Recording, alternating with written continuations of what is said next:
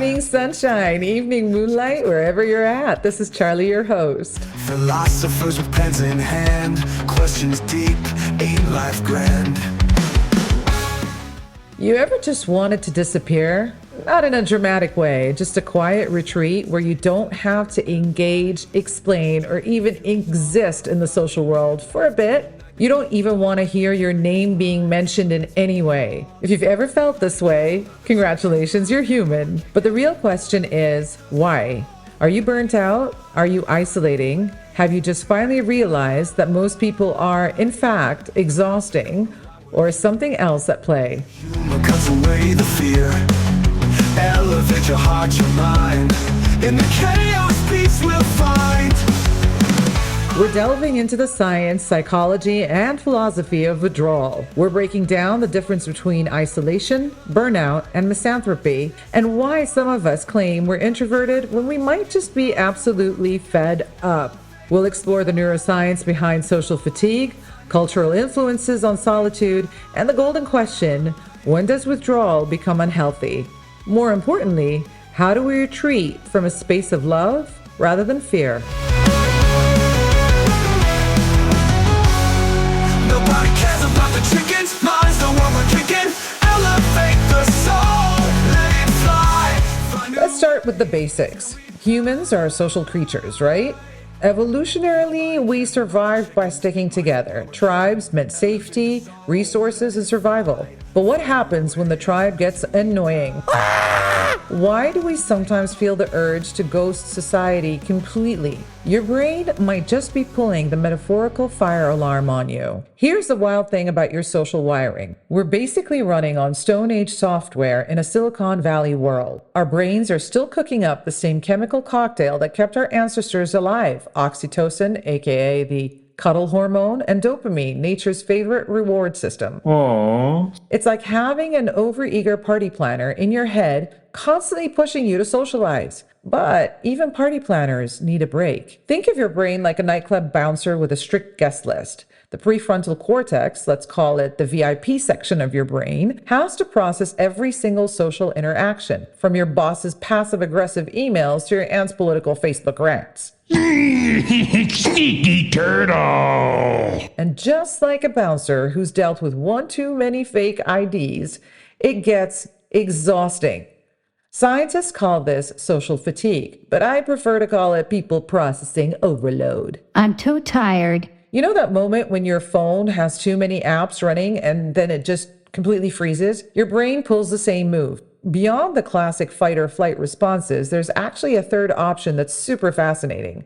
It's called the freeze response. When your brain decides it's had enough social stimulus, it doesn't just throw its hands up, it pulls the emergency brake. Neuroscientists have found that this shutdown mode activates the parasympathetic nervous system, basically telling your social circuits, sorry guys, we're closed for maintenance.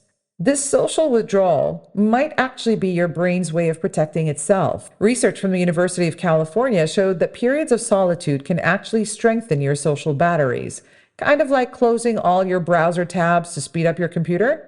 So next time you feel the urge to hibernate from humanity, remember, you're not being antisocial. You're just running a very sophisticated neural maintenance protocol. Huh? All right, let's get specific. What's really going on when you feel the urge to disconnect? Turns out there's a whole spectrum of social withdrawal, and each flavor has its own neurological signature. Let's break down the science of becoming a temporary hermit. Gracias por su valiosa atención. Now let's get real about what happens when you feel the urge to ghost the entire world. We have all been there. God knows the amount of times I have. And that moment when your phone buzzes and you just want to launch it out of Earth and into the sun? Well, that turns out there's actual science behind why your brain sometimes goes nope to all human contact. Did you hear that, mother? Yeah, probably not. There's healthy alone time, like when you finally get the house to yourself and it feels like a luxury spa retreat. Fun fact, your brain's default mode network, the daydreaming system, it goes into overdrive during these moments, which is why your best ideas pop up in the shower. But then there's that point where you realize you've been talking to your coffee maker for 3 days straight. This isn't just about you being quirky. Because apparently it seems that after 48 hours of extreme isolation, your brain starts producing the same stress patterns as physical pain. For example, it starts with, I just need a weekend to myself, and ends with you developing a complex relationship with your sourdough starter named Gerald. Your hippocampus, your brain's memory center, actually starts to shrink if you take the hermit life too far. That's my problem. Oopsie.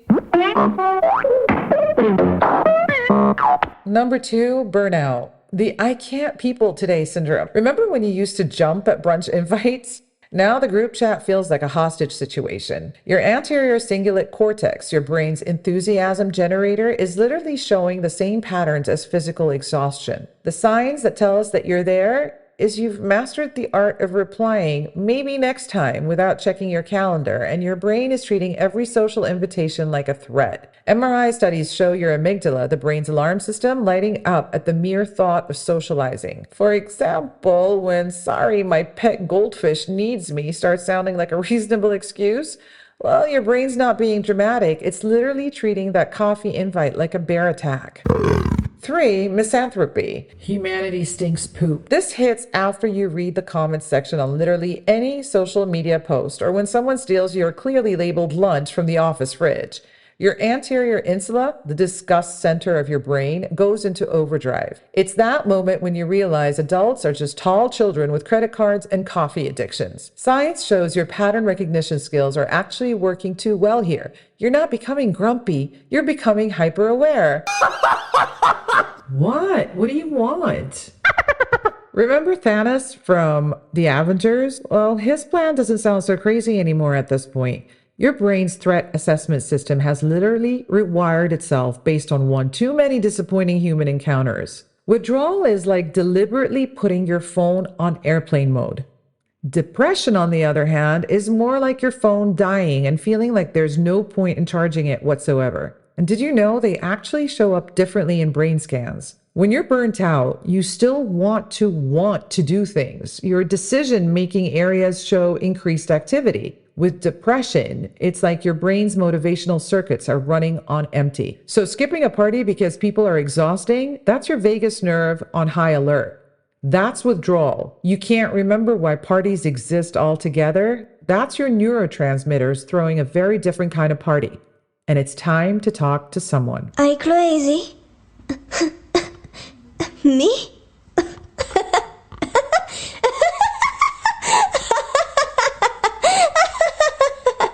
And finally, number 5, self-judgment. You know that moment when you're lying in bed replaying that awkward thing you said in 2012? Your medial prefrontal cortex is stuck in a feedback loop. It's like your internal Instagram feed, but instead of showing your best angles, it's creating a very cringe compilation. It's like having an internal Twitter X feed of your greatest hits, except it only shows the posts you wish you could delete. Your brain processes social embarrassment in the same regions as physical pain. Avoiding your high school reunion because your life doesn't match the 5-year plan you confidently announced at graduation. Meanwhile, your anterior cingulate cortex is being an overachieving drama queen, and everyone else's brain is doing the exact same thing. It's as reliable as a horoscope written by a cat. Do not believe it. That is not really what is going on. You're just overjudging yourself. I love you. All right, so let's deal with the fun ones. Are you really introverted or are you extroverted? Or are you looking for the middle ground and calling yourself an ambivert? Or have you just reached your social bullshit quota for the month? Because there's a difference between being a natural hermit and someone who's temporarily done with humanity's greatest hits. Here's the deal. True introverts are like phones that only charge when they're not being used. It's built into their neural wiring. Their brains actually process dopamine differently. They have a longer dopamine pathway, which means they can get overwhelmed by too much stimulation faster than extroverts. You know that friend who leaves the party early? Well, he isn't really being rude. Their brain is literally processing social interaction at a higher intensity. Aw, so cute. Then there's a point when your people meter hits empty. It's more like your social battery getting fried after too many Zoom calls. Even the most extroverted golden retriever personality types can hit this wall. Your brain's prefrontal cortex, the social processing center, literally starts showing fatigue patterns similar to muscle exhaustion. Remember when you used to be the yes person? Well, now you're checking restaurant reviews to make sure they have outdoor seating, not for COVID, but for escape routes. If you're naturally empathetic, your mirror neuron system, the part of your brain that helps you feel what others feel, can actually go into overdrive. Scientists call this empathy fatigue. But let's be real, it's more like being an emotional sponge that's reached maximum capacity. You start off as the friend everyone confides in and end up wanting to fake a power outage to avoid checking your messages. Your brain is literally taking on other people's emotional states at a neural level. You know that moment when someone starts telling you about their problems and then your brain automatically files for emotional bankruptcy? It's not that you don't care, but your empathy circuits are just screaming for a vacation. Help me! Help me! Introversion and extroversion exist on a spectrum that can actually shift based on your brain's current state. Your neural pathways can temporarily rewire themselves during periods of stress or overwhelm. Think of it like your brain's social operating system running different programs based on its energy levels. When you're burnt out, even extroverts can temporarily present as introverts. Remember when you used to thrive on deep conversation about life's mysteries? Now someone asks you, "Hey, how are you?" And your brain treats it like they've just asked you to explain quantum physics while juggling 50 balls. What? The good news is your social processing systems can bounce back. Your brain has this amazing ability called neuroplasticity, and it can reset itself when given enough downtime. The science shows that targeted social breaks, think quality alone time, not just scrolling on your phone, can actually strengthen your future social resilience. It's kind of like rebooting your computer when it starts glitching. Sometimes you just need to turn off all social apps and run a complete system restore. In fields of green without a sound. So, technology was supposed to connect us. Instead, it made us a hell of a lot lonelier. Funny how that works. We've got more ways to connect than ever, yet somehow we're all feeling like we're watching humanity through a Black Mirror episode. Remember when we thought infinite scrolling was convenient?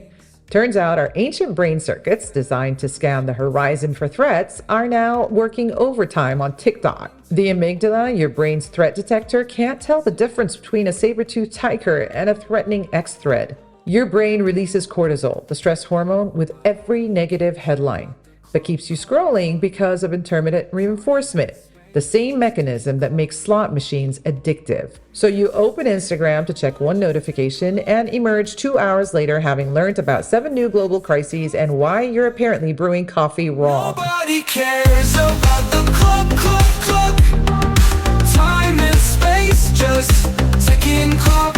Our brains can only process about 120 meaningful relationships. It's called Dunbar's number. Yet, here we are trying to keep up with 1,000 friends and their breakfast choices. Studies show your prefrontal cortex, the brain's social processing center, gets as overwhelmed by digital interactions as real ones. But here's the crappy part. It doesn't give you the oxytocin, the bonding hormone payoff of real connection. So that moment when you realize you know more about your old classmate's dog's Instagram account than your actual neighbor's name, well, you're in trouble. We're experiencing what scientists call social malnutrition. Plenty of social snacking, likes, comments, emojis, but no proper social meals, deep conversations, genuine connections. Cares about the clock.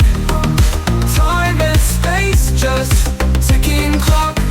Your brain's reward system gets little hits of dopamine from notifications, but it's like eating social potato chips instead of a nutritious friendship feast. Neuroimaging shows that shallow interactions don't activate the same neural pathways as meaningful face-to-face contact. For example, having 500 LinkedIn connections but no one to call when you need help moving your damn couch. Or worse, having to post in your neighborhood Facebook group to borrow a cup of sugar. Yes, I did that. Don't judge me.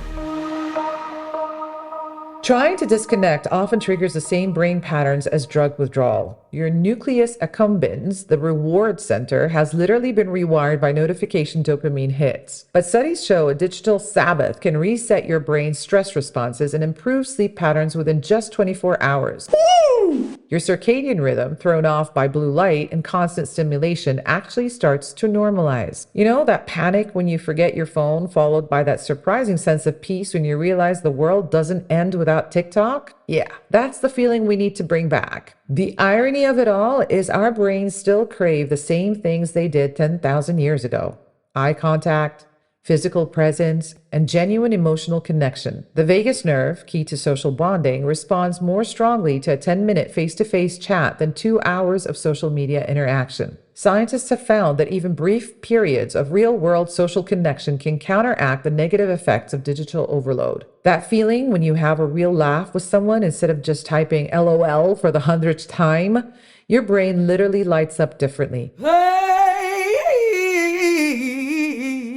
Now let's move on to a bit of a global tour of how different cultures handle their social battery life. We're all struggling, just with different soundtracks. Your cultural background actually shapes your neural pathways for social interaction. Scientists have found that people from collectivist societies show different brain activation patterns during social decisions than those from individualist cultures. In individualist societies, the anterior cingulate cortex, your brain's conflict detector, lights up when making decisions that go against personal preferences. Meanwhile, in collectivist cultures, it fires up when decisions might disrupt group harmony. For example, an American might stress about maintaining boundaries, while a Japanese person might worry about being a burden. Same anxiety, different cultural operating systems. There's something called the hikikomori phenomenon. はい、武士道です。 In Japan, they've been studying social withdrawal, hikikomori, since the 1990s. It's not just teens gaming in their rooms, it's a complex neurological response to intense social pressure. Brain imaging studies show these individuals often have altered activity in their social processing circuits. The fascinating part? The same patterns are now showing up globally, but different cultures have different names and shame levels for it. In Tokyo, there are literal rental sisters who help hikikomori reconnect with society.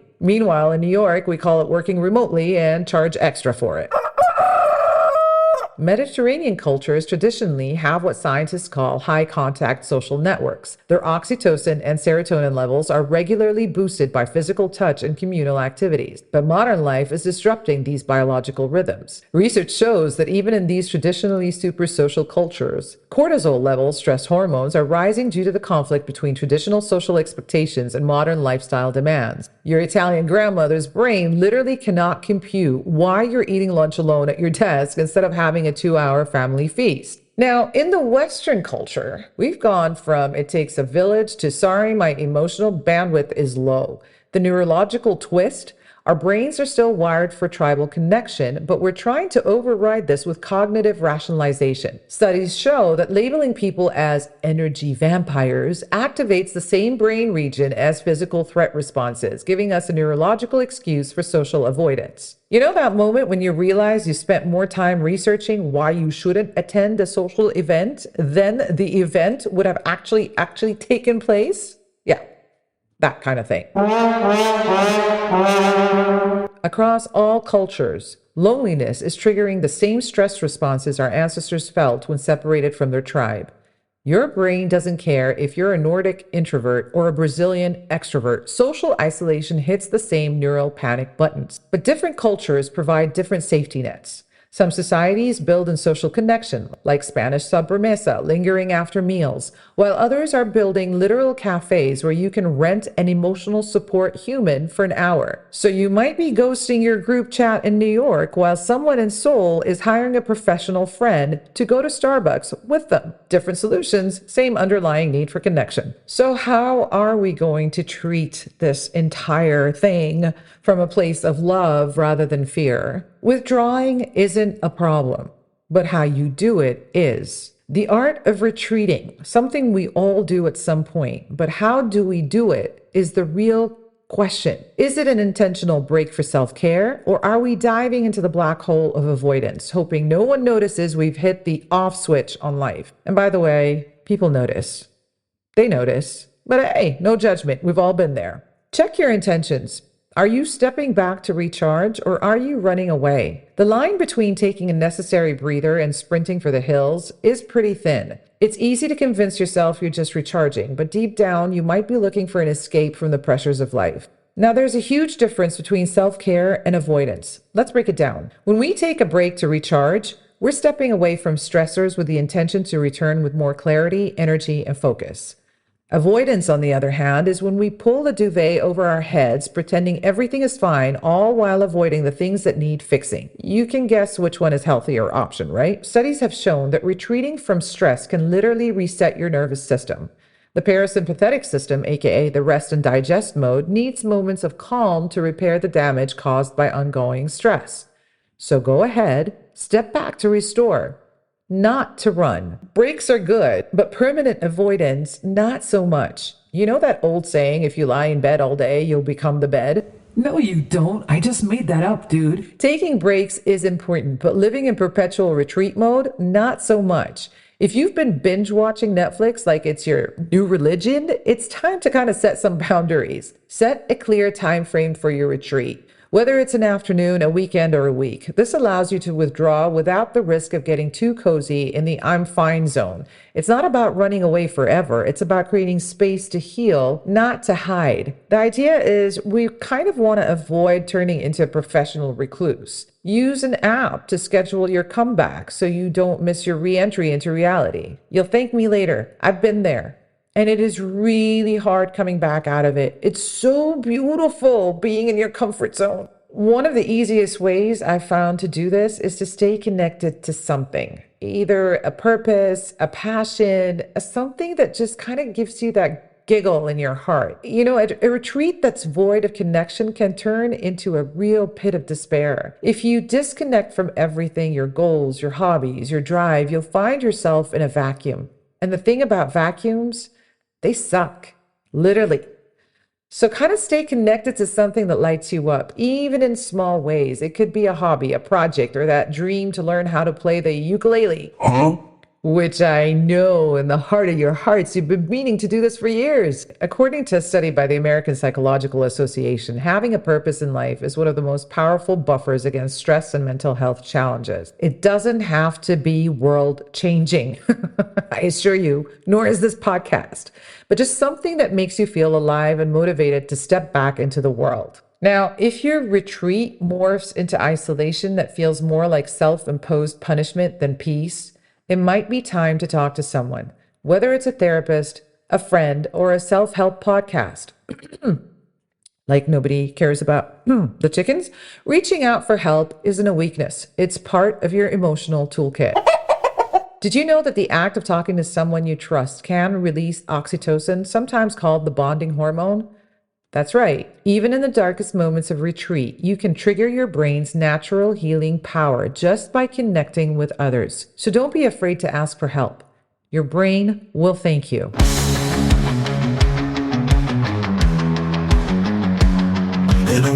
Look, retreating isn't inherently bad. Some of the greatest minds in history were professional loners. The key difference? They withdrew with purpose. So ask yourself, are you stepping back to heal or to escape? Are you choosing solitude or is fear choosing it for you? If you're going to withdraw, do it as an act of self-love, not as surrender. Laugh till the night becomes dark. Curious minds, let's move on. Nobody cares about the chickens. And the golden nugget for today, retreating, pulling back, taking a break, it's not a villain in this story. In fact, it's a plot twist for the better. Let's talk about some of the great minds who knew when to step away. Albert Einstein, Isaac Newton, and even Nikola Tesla. These guys mastered the art of purposeful retreat. They didn't lock themselves away because they were scared of life. They did it because they were in the process of creating the future. Ever heard of creative isolation? There you go, I just gave you the name. Yep, that's what we're talking about. But here's the catch. They didn't withdraw out of fear. Nope. They withdrew to make sense of their thoughts, to deepen their understanding of the universe, and to create mind-blowing ideas. In other words, they were choosing solitude as a tool for growth, not as a shield against discomfort. Research has shown that solitude can actually spark creativity and enhance problem-solving skills. Think of it like the brain's version of hitting refresh. But if you're using solitude as an excuse to avoid something, that's where things get tricky. It's like using a fire extinguisher to avoid the fire. Sure, it works, but it's not really solving the problem. So ask yourself this: are you stepping back to heal and recharge, or are you running from the storm? Are you in control of your retreat, or is fear quietly steering the ship? The goal isn't to hide away. It's to come back stronger, sharper, and ready to take on the world. That's it for today. If this hit home, share it with someone who might need it. And remember, retreating isn't giving up. Until next time, keep being your amazing, chaotic, perfectly imperfect self. And before you go, do me a tiny favor. Hit follow, rate, leave a comment, and drop a review. What you say truly matters to me deeply. Your support is the fuel for this circus train, and I promise to keep trying to improve. I'm on a mission to prove that even if you think you're a nobody or you're not famous, you can still be someone for somebody. Take care, stay curious, and remember, nobody cares about the chickens, but there's always someone out there that definitely cares about you. Mom, somebody just followed me. This show is sponsored by LookChaos.co, www.lechaos.co. Genderless, sustainable, trendy lifestyle.